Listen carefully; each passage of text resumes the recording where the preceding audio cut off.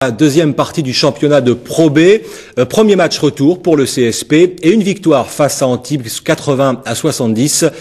Louis Roussel, Henri Simonet. Vu d'ici, cela peut paraître facile. Un dunk, une pirouette, mais qu'on ne s'y trompe pas, les joueurs du CSP ont dû dépenser pas mal d'énergie hier soir pour venir à bout d'une équipe d'Antibes, pour le moins accrocheuse.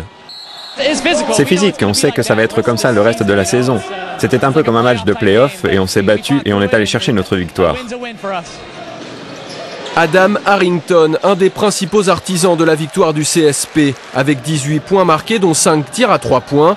L'équipe décolle vraiment à partir du deuxième quart-temps.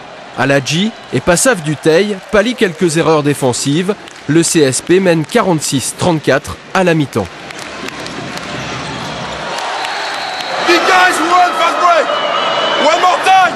One more time, mais si possible un peu plus fort. Face à une équipe comme Antibes, conserver un écart de plus ou moins 10 points implique un engagement total.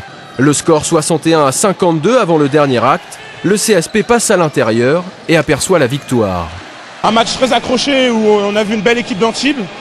Maintenant, je pense que c'était un vrai match d'hommes avec de l'intensité et des duels. Et on l'a gagné et c'est ça le plus important ce soir.